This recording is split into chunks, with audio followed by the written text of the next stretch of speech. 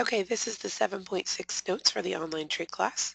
We're looking at the graphs of sine and cosine function.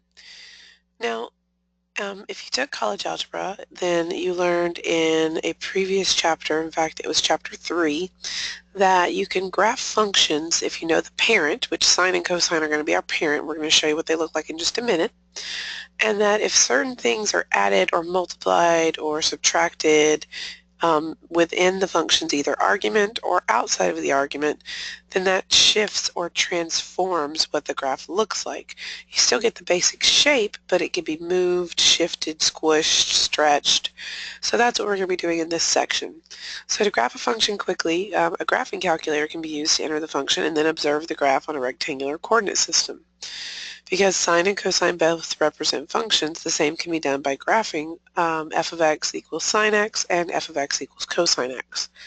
The independent variable x will represent an angle measured in degrees or radians, and y is the dependent variable, which is remember the ratio, or sometimes they use decimals for the ratio of the y coordinate on the unit circle.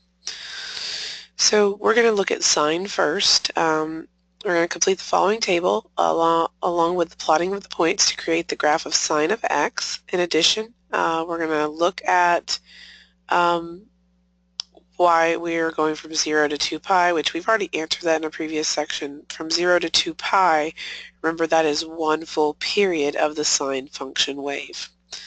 So this has already been pre-started for us.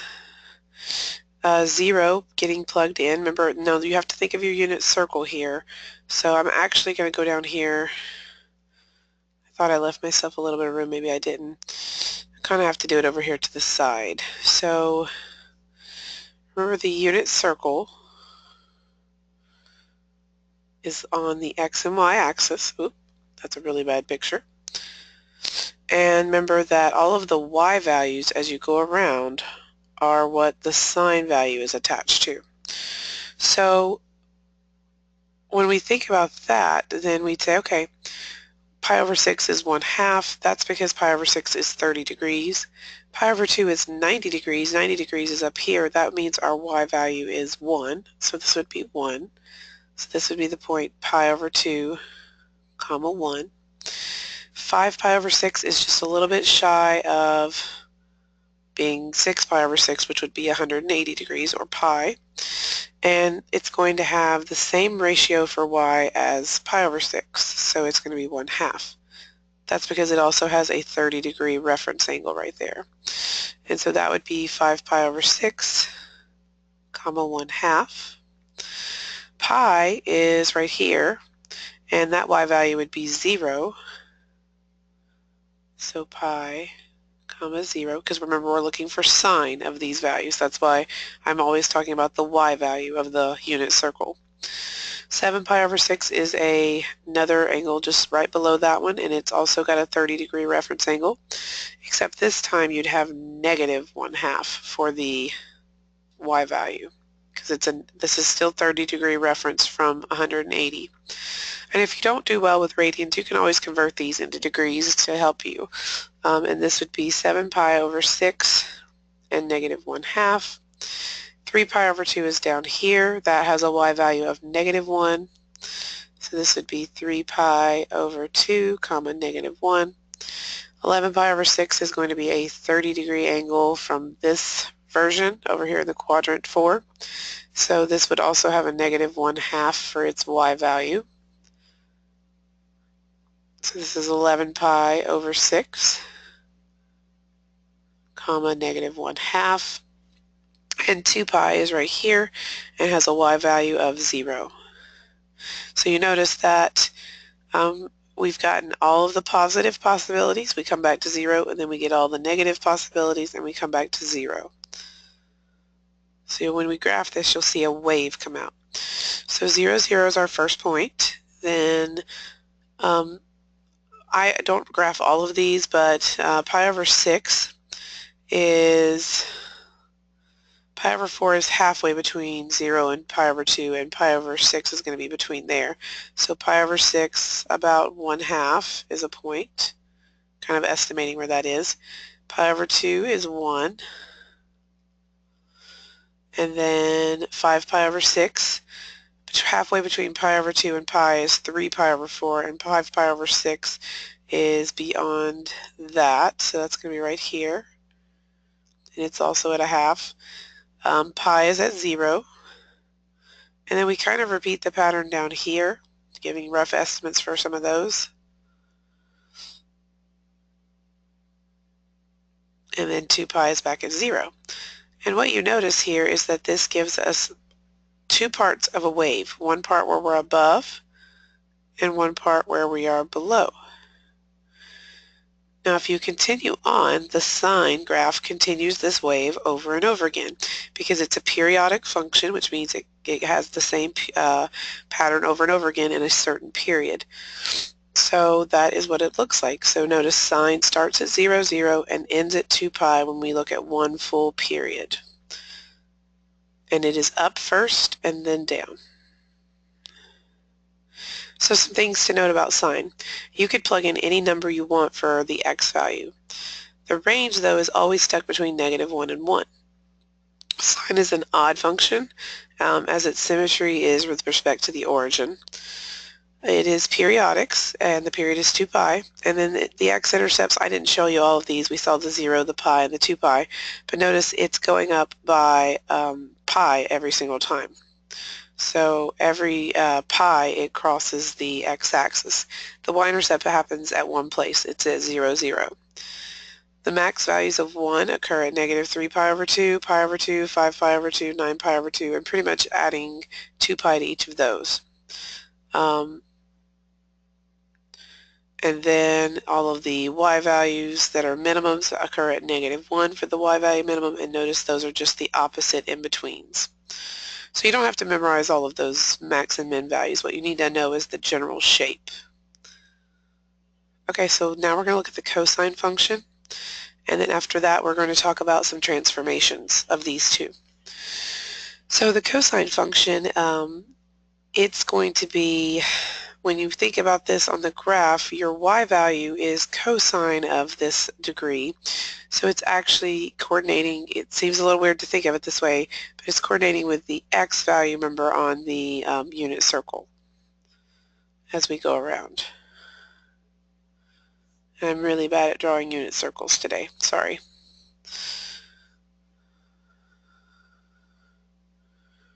Just kind of get a rough sketch of this. So at 0, 0, obviously the x value there is 0. At pi over 3, so pi over 3 is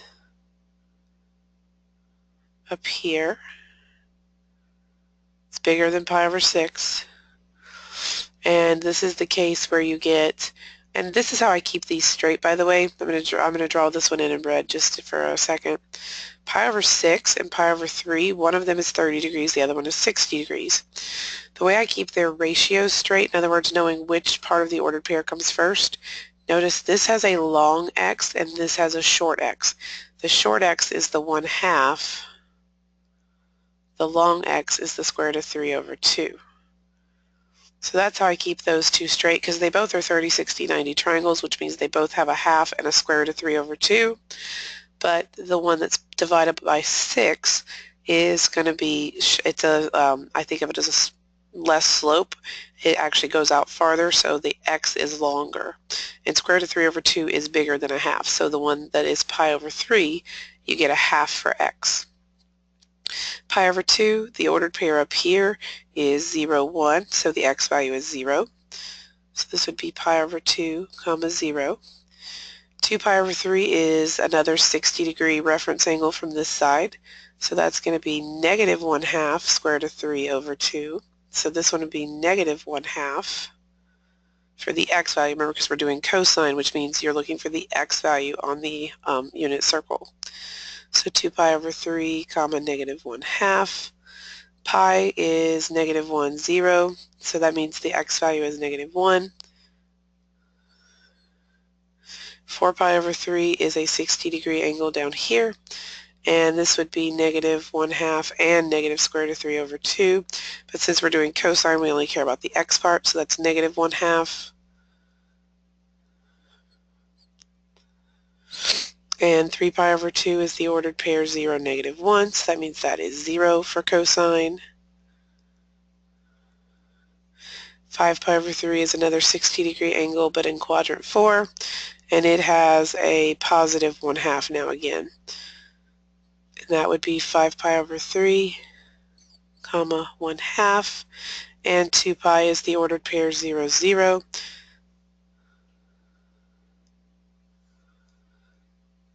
So the value here is 0. That doesn't look right. Hang on just a second. I see what it is. There was a typo in the original that got me all messed up too. So this was from the textbook, and it had an error here. This point is not 0, 0 because we know that. That's 0, 0 is the origin. I wasn't paying attention. This point is 1, comma 0. I don't know why that was mistyped here. So this is supposed to be 0, 1 because this is supposed to be a value of 1. Yeah, sorry about that. And that means that this is also a 1. Because you should see a pattern. I wanted you to kind of see that you're going from a positive half step to 0, negative half step to negative 1, back to the negative half step to 0, half step to positive 1. So I don't know if that's a typo that the book had as well, because these were the notes provided from the publisher. So let's just go ahead and graph this now. So sorry about that. The reason this is needed to be corrected is because the point here was 1, 0, so the x value was 1. And that's why cosine's a little bit different, because you notice it starts up and then starts heading down. So pi over 3 is actually right about here. Then we're at 0, and 2 pi over 3 is about here, negative 1/2. Pi is negative 1. Then 4 pi over 3, I'm a little close on that one. And then 3 pi over 2 is 0. 5 pi over 3, and 2 pi is back at 1. Mine are a little bit overestimated on some of those. Just trying to quickly get you the general shape. Yeah, that one was the one I thought was off. So notice this kind of has not a wave shape. You don't see the wave so much, but it actually still exists. The wave that you're looking for continues as you go around, but in the period from 0 to 2 pi, because that's what cosine repeats on as well, it's a 2 pi period. Notice that you start on half of a wave, you come all the way down, complete the bottom wave, and then you go back up. So notice this is just the same as the sine wave, but it's been shifted. It's not starting in the same spots, and that's because as you go around, notice the x and y's all have similar values, but they're shifting as we go. So, and that's because of the angle and the ratio of what the ordered pairs end up being. So this is just what the cosine function looks like without any transformations. So cosine has a domain that is all real numbers. Its range is between negative 1 to 1 again. It's even, which means it is, if you have the y-axis, remember cosine starts like this and then goes down, it does the same thing on the other side, so it ends up having this symmetry across the y-axis. It is periodic. Its period is still from 0 to 2 pi, and it repeats every 2 pi after that or before it. The x-intercepts happen at negative 3 pi over 2, negative pi over 2, pi over 2, 3 pi over 2, 5 pi over 2, and so on in both directions. The y-intercept this time is not 0, it is actually positive 1. The max values happen at 1, and it's on these different x values for angles. And the lowest is negative 1, and it happens every 2 pi interval from there, so every 2 pi between the originals. Okay, so that gives us a general overview of the two main trig graphs. So then we get into what were called shifts. Now, if you remember anything from college algebra, and some of you may not have taken that course, I've seen people be in trig that didn't take their college algebra before it, but in college algebra you learned about transformations. There were things where you had a function, f of x, and this was called the parent. And then, so say that was like x squared. X squared is a parabola, and it's centered at the origin, and you're just squaring x values essentially. We also had things where we could shift or change that. If we had a negative in front of it, it reflected it across the x-axis or upside down. If it had a number in front, like a 2 or a half, in this case this was called a stretch because it makes the graph look like it's being stretched up and down. And this was called a compression because it made the graph smaller than what it looked at. In other words, it shrunk it down, made it less height. And then we had things like if you add something to the end or subtract, it could be adding or subtracting, then those were called vertical shifts, where you means you go up or down. And if it was a plus, it was up. If it was a negative, it was down. So those were called vertical shifts. And then the other thing was x, like plus or minus inside here, doesn't matter which one, with a number inside. When it's inside, you do opposite to what you see. So actually this first one would be left 3, and the second case would be right 3. So the plus case would make you go left, and the right case would make you go, or the negative case would make you go right. The reason for that is you kind of have to think about what that means. If I say x plus 3, the only way to make that go back to being centered at 0 would be to have a negative 3 in there for the x. So that's why that has to go left. So this was with regular old algebraic functions. When you get trig involved, these are sort of the same thing, but there's more going on. Because when you say you're compressing or stretching, you're actually talking about the actual periods and whether or not there's an amplitude. Those are the names for those things. So if there's a number out front, the absolute value of that is called the amplitude. So that's going to be one of the things we check when we graph. That tells you how far up or down the graph is going to stretch. So if it was from -1 to 1 normally, and you have a 2 out front, that means you're going to go from -2 to 2. You've stretched that graph and made it go farther up and down. The period is how long does it take to complete one cycle. So one cycle of the wave. So if remember sine, that means how long does it take you to go up and then back down. And for cosine, that means how long does it take you to start up and then go down and come back up. Now, I will tell you that if you have a negative a in front, it does flip your shape. So that means that if you're up first, you would be down first and then up, and here you would be down going up and then back down. So anytime there is, even though that's not stated here in the amplitude, if there's a negative out front, it does flip the whole graph. And then we have something called phase shift. Phase shift is related to how do you do the horizontal shifting, essentially, which was the left or right. These are horizontal shifts. So the way we figure this out is we have to look at a combination of what's going on here. It's a negative because remember we said it's always the opposite of what this sign is. Like a positive means move left and a negative means move right. To help us figure that out, we actually use a negative as part of the formula.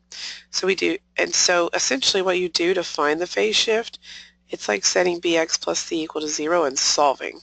So you subtract over the c and then you divide by the b. So that's kind of where that formula comes from. And then the interval containing one cycle can be found by setting the bx plus c in between the period of 0 to 2 pi. So that'll just tell you when does your wave start and when does your wave end. So once you solve for x, you'll have your wave start and your wave end. There are other things to consider, and once we start graphing these, we'll talk about how we really want 5 key points, and the way we find those is we figure out how the wave should be evenly split between the beginning and the end. And then the last thing is if there's ever a number added or subtracted at the end of all of this, it just moves your graph up or down. So it's shifting your minimums and your maximums. Now that's a lot of information. So we're going to actually graph a couple of these to make sure we're good. So what is the basic shape or function we're graphing? It's related to sine x, that's its parent. So we know that we have a wave that normally looks like this. Okay, from 0, 0 to 2 pi 0. That's the typical sine wave. What are the three transformations involved and how does each affect the basic function? Okay, you see there's only two real numbers here, but there's a negative out front. So the negative out front flips the shape. So that means when we graph this, it no longer will be up first, it'll be down and then up. Okay, so it's going to look like that. The 2 out front, so remember that's going to be like the absolute value of negative 2 is 2. That's our amplitude. So now our graph stretches, it's hard to write on these little lines, between negative 2 to 2. Now we don't have any plus anything after this parentheses. If we did, that would also shift those values. So if you have both situations, you have to then adjust this because of the plus or minus outside. Anytime you have a plus or minus something inside, because our b right here is 1, we need to find our phase shift and our period. I usually do the period first. It's not one of the transformations, but I always find it. You take 2 pi, which is the normal period for sine, and you divide it by the absolute value of b, which is 1, so it's still 2 pi. So nothing changed. It's still going to go from 0 to 2 pi in terms of the wave until we start looking at this plus part. So when you do a phase shift, you take negative of this part, so negative pi over 4, and you divide it by b, which is 1. So that means that this whole graph is going to be shifted left pi over 4, because left means the negative. Okay, so let me show you how I actually think about graphing this. The first thing that I do is I actually take the bx plus c, the part inside the parentheses, which was x plus pi over 4, and I set it between 0 and 2 pi, even though I already know that it's going to start at negative pi over 4, because that's what I got for my phase shift.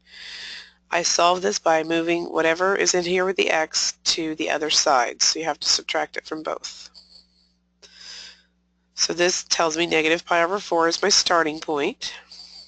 X is kind of my floating part, and then I need to get a common denominator. So 2 pi, if I wanted it to be over 4, would be 8 pi over 4 minus pi over 4. So this is going to end at 7 pi over 4.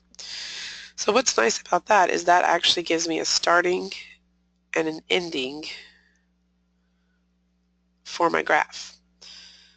I then like to find the middle between these. Because remember, in the sine function, that's actually really important. In the middle is where you cross, remember, at that midline again. The midline is the middle of what looks like splits the sine wave in half. So I take those two and add them together and cut it in half. That's called finding a midpoint. So that would be 6 pi over 4, which is 3 pi over 2. And then, so we want to cut that in half, which means multiply it by half. So what you do is you add and cut in half. So multiply it by half and you get that 3 pi over 4 is the middle. Now, so what that tells me is that my graph starts at 3 pi over 4, and we'll figure out the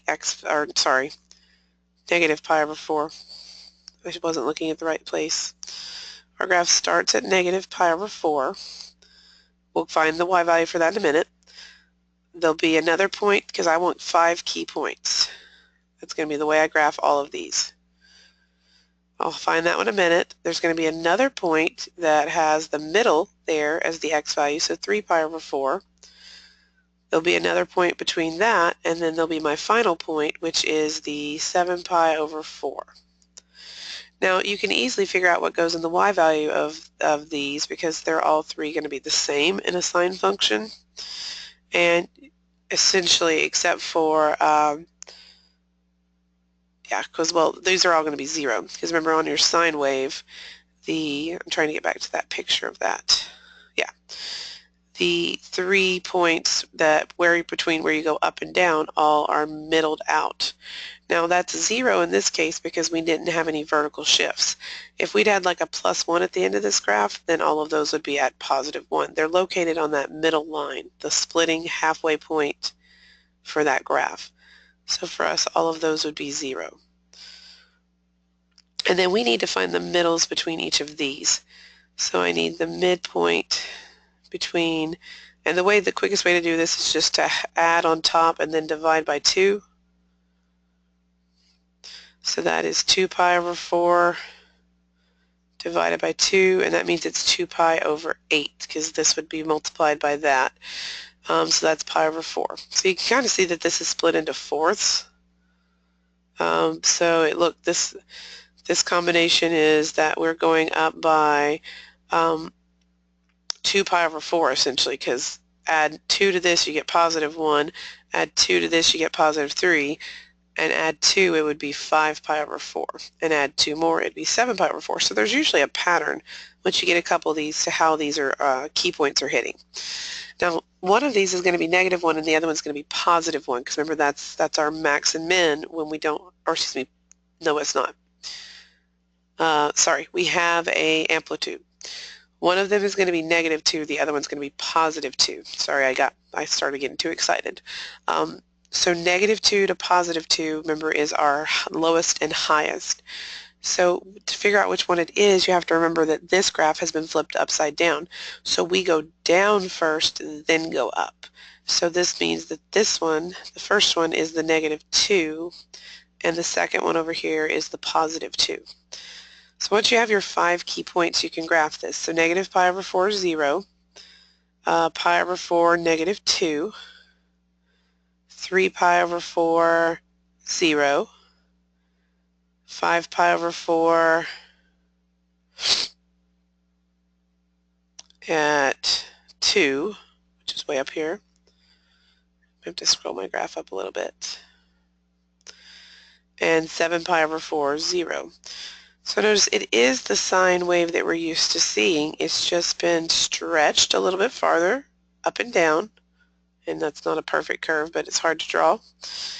And notice that it has been flipped upside down in its order, so down first, then up. It's also been shifted a whole graph pi over 4 to the left. So notice everything that normally would have been our points has been shifted just pi over 4 over. And that's it. That's all there is to the graph. Let's do another one. So this one's a cosine one. So remember the cosine, so the parent graph is cosine of x. And remember that looks like this typically. Up first at 0, 0, 1, and then down some more, and then up, and then all the way back up. And remember that was from 0 to 2 pi. That's how that completed that originally. So what are the only 2 transformations here? There's no number out front, so our amplitude, it's always good to note that, is absolute value of 1, which means it's normal. So our amplitude, so that means we're still going from -1 to 1 for our height right at the moment. We don't have any number out front here that is negative, so we're not going to be flipped upside down, so this graph is going to maintain its normal shape. But we do have some things going on inside. So we're going to find the 2 things that are going on. The 2 inside affects the period. Any number in front of here affects the period, and it can also affect a phase shift. But to have a phase shift, you have to have something plus or minus inside here as well. So since it's just a number, it's just going to be a period change. So to find your period change, you do 2 pi divided by the absolute value of the number in front of x. So 2 pi divided by 2 is just pi. That means that this graph would go from 0 to pi instead of 0 to 2 pi. So it's going to be squished or compressed. And then this -3 at the end means we shift down for all points. Now that does affect this, because this is our amplitude, but because of this vertical shift involved, our new min to max needs to be found. So you just take these two numbers and you subtract 3 from them since it's going down. So my minimum is now going to be -4, and my maximum is going to be -2. So that whole graph will get shifted down that. So that is now our min and our max for our y values. Okay, so let's just go through this. I always think about the points. So 0, no phase shift, so we're going to be starting at 0. And we're going to be ending at pi, remember, because this did have a shrinking of its period. So that means we need 3 other points. So I'm just going to write them all in a little list here. So halfway between 0 and pi will be the middle, so that'd be pi over 2. Halfway between 0 and pi over 2 is actually pi over 4. And you can get that, remember, by adding those together and then cutting it in half. And that means this is 3 pi over 4. Let's think about our values. Remember, with cosine, you start at your highest point, go somewhere in the middle, down to your lowest point, to your midline, and then back up to your highest point. Our max is -2, so both of these will be at -2. This one down here will be at -4. And the middle between that, because this has to be halfway between these two, the max and min, would have to be -3. So these are all my y values.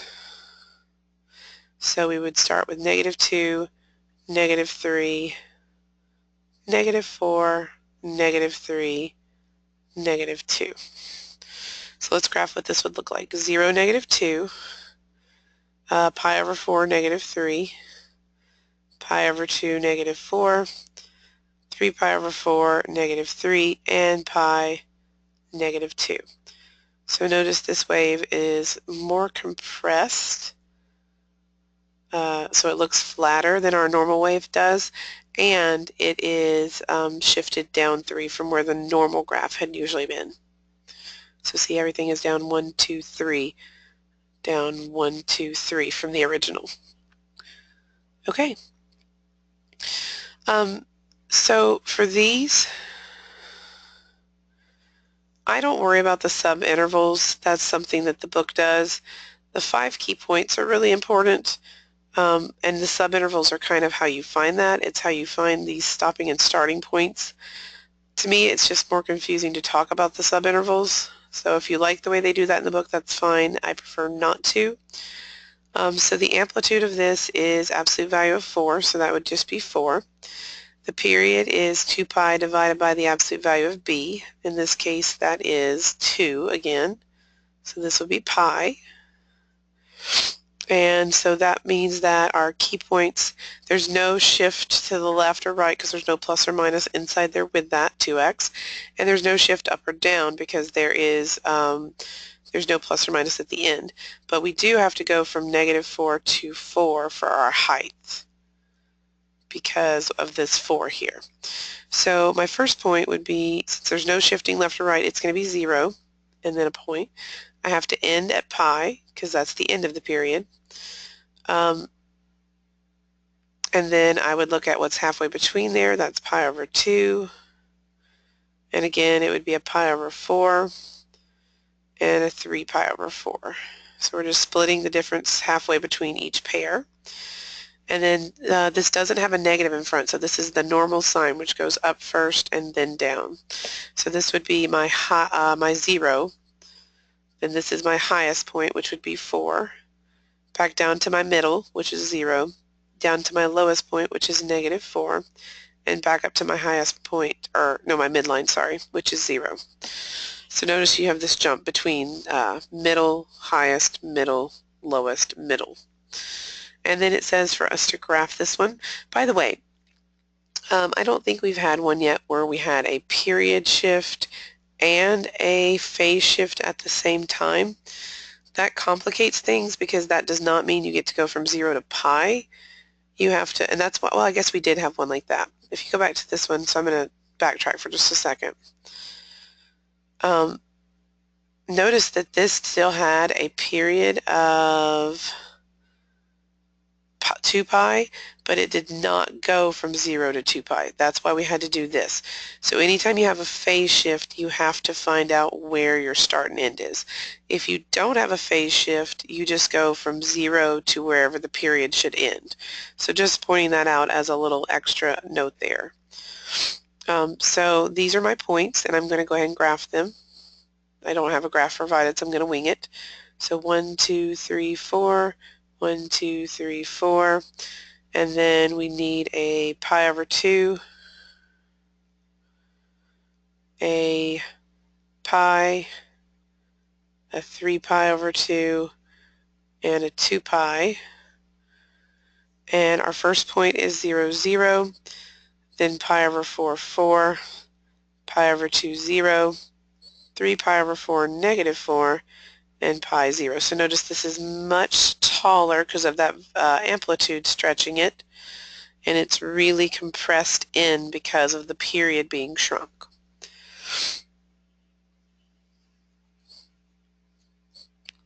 Okay, let's do another one. This is negative 5 cosine of negative pi over 2x. So I'm not sure what they're wanting you to change about that one. Well, I guess because cosine of a negative, remember, because cosine is even, that also means that that should be the same as cosine pi over 2 over x. I'm not sure if they really want us to adjust for that, but that would be another way of writing that same thing because cosine is even. That means a negative inside multiplied by x is the same thing as a positive. I'm not really thinking that's going to change anything about the way we solve it, but that is a blank that they left there, so I'm guessing that's the assumption they wanted you to realize. The amplitude is the absolute value of negative 5, which means it's just 5. So that means we'd be going from negative 5 to 5. And we also have to worry about this means that the graph has been flipped. So remember, normally cosine goes from this to this. If you have a negative in front, you're going to go down first, then up to your peak, and then back down. So our graph is going to look like that. The period, we do, remember, 2 pi over the absolute value of b, which is negative pi over 2. That's why I said this isn't going to matter if it's negative, because you're going to do the absolute value of that. We would times this by 2 on top and bottom to get rid of that fraction down there. That would be 4 pi over pi, and the pi's actually cancel out, so my period is actually a number. So that's a little different. For students, they think, well, where's my pi? How do I measure that? Well, you have to remember that we're graphing on a number line, so you can graph any real number on the number line. It doesn't have to just be something that's times pi. I'm not going to worry about my subintervals. I think that's a little bit of overkill. So let's talk about, there's no phase shift because you don't have a plus or minus here, and there's no vertical shift. So my key points, since we don't have any shifting with the phase because there's no plus or minus in here, that means we would start at the same x value that cosine always starts at, which is 0. We're going to end, though, at 4, which means our middle would be 2. Halfway between these would be 1, and halfway between 2 and 4 would be 3. So we're actually going to be plotting just integers on the number line instead of numbers times pi. And you've got to realize that numbers times pi are just numbers on the number line as well. This is just one case where the pi's canceled out. So then we need to talk about what does the cosine look like. In our case, remember, it's down first, then up, and then back down. So that means the lowest we get is negative 5. The midline would be 0 since it's not been vertically shifted up or down. The maximum would be 5. The midline, again, because that'd be the middle point, would be 0, and then the lowest, again, would be -5. So when we plot this one, 1, 2, 3, 4, 5, 1, 2, 3, 4, 5, 1, 2, 3, 4, 5. Notice that 0, -5, 1, 0, 2, 5, 3, 0, and 4, -5. A very compressed and stretched cosine wave. Remember, these keep going, but we're just drawing that general shape of the period. So that is it for that piece. There's one more thing we're going to do, but I'm going to back up and show you one more thing. A lot of this is one of those things, I've done this forever, so when I teach it, I don't always point out some of the details about how I know the midline. Anytime you have a vertical shift, see how this is -3? -3 ended up being our midline. It's the point where this graph is actually cutting horizontally in half. So notice on this graph up here, so I'm just adding this in as an afterthought so you can see it. This one was not adding or subtracting anything at the end, so the midline ended up being 0. And same thing down here on the last one that I just did. This one right here, well, there's a couple that were last. No adding or subtracting at the end, so the midline is still 0. And here, no adding or subtracting at the end, so the midline is 0. So that's how I know where those middle of the way points are going to go. And max and min are based on, do you have a stretch in your amplitude and do you have a vertical shift? So, all right, so now we have to look at this final picture. This is the last example in the notes. And what we're going to try to do is we're going to try to come up with the equation of this ourselves based on just the picture. Now, we don't tell you if it's sine or cosine, so I'm going to go with sine, but we could just as easily go with cosine if we wanted, because cosine and sine, remember, they're just shifted of each other. So let's see. It might be easier to go with cosine because notice that this piece right here, when you're on a cosine graph, remember, you either start at the highest point or you start at the lowest point, depending on if it's a negative in front of it.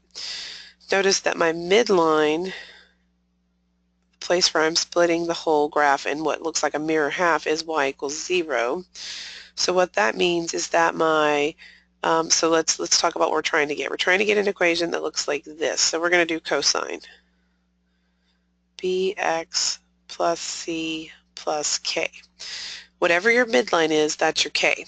So that means we're going to have a plus 0 at the end, which means it doesn't even matter. From your midline, how far you go up and down, that has to do with your amplitude.